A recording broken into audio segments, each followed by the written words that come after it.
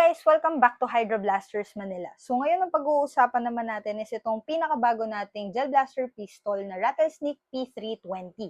So ang main selling point na itong gel blaster natin na to is meron siyang kasamang compensator na merong Spitfire effect. So basically nag-work siya every time na nagpapaputok ka. Whenever you're shooting, since meron tayong electric blowback, tumatama tong upper slide natin dito sa maliit na button ng compensator na nagtitrigger nung ilaw.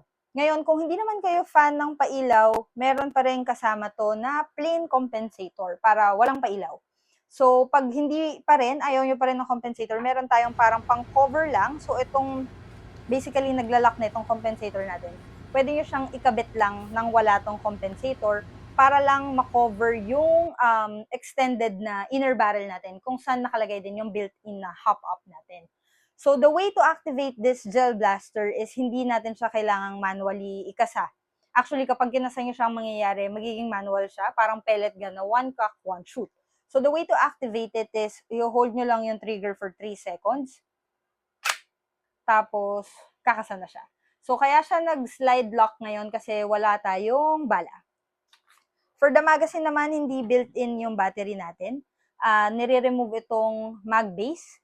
Tapos, 7.4 yung battery natin dito. Nagbebenta rin kami ng extra set ng 7.4 battery and magazine kung kailangan ninyo.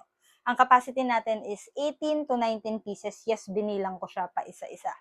So, ngayon, pakita ko sa inyo yung test fire. Tapos, conclude natin siya and compare sa previous na model na nagkaroon tayo yung Dark Knight na P320. For now, test fire.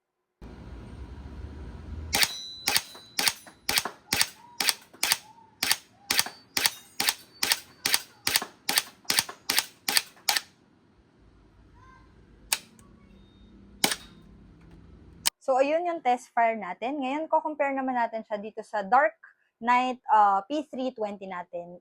Ang brand nito is DX.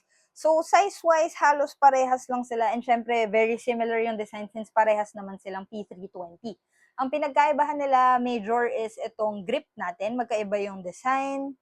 So, ayan, versus ito. Tapos, sa price, itong bago nating model is 4,500. Ito yung may compensator. Ito namang Dark Knight natin is 4,200. So, 300 pesos lang yung difference. Pero, this one, Metal Gears na, ito, all nylon. Pero ito kasi guys, merong mga small metal parts na nag-a-add ng parang premium feel dito sa isang model. Ito kasi, talagang kumbaga, budget version talaga siya. So, binigyan lang siya ng Metal Gears para mas durable siya, pero yung overall body niya is simple lang, ganun, decent lang. Hindi kagaya nito na parang mas refined yung craftsmanship. Meron pa tong mga trades na makikita dito. Dito naman meron din, pero mas maganda lang yung pagkakagawa doon sa isa. So, I guess, pros and cons, piliin nyo lang kung alin yung importante sa inyo. Pares pa rin tong available sa Hydro Blasters Manila sa bago nating website, hydroblastersmnl.cococart.co. 10 na lang yung meron tayo for Dark Knight, for DX. Dito, black naman. So, for the performance, itong DX natin na P320 is up to 150 FPS. Itong isa is 160 FPS. So, very minimal naman yung difference na sa performance. 10 FPS, basically, hindi mo naman na mararamdaman yun kung 150 o 160 yung tumama sa'yo. So, kung pipili kayo, tingnan nyo na lang kung alin yung mas importante sa inyo. Kung mas gusto nyo ba yung premium yung pagkakagawa na ganito, pero all nylon, pati yung gears natin is nylon. Or gusto nyo ng may Spitfire, nung may compensator. Tapos, basically, preference na lang talaga. Since yun nga, sa performance, hindi naman sila nagkakalayo. So, available to sa website natin. Ulitin ko lang, hydroblastersmnl.cococart.co. Maraming salamat po sa inyong panonood at see you sa next video.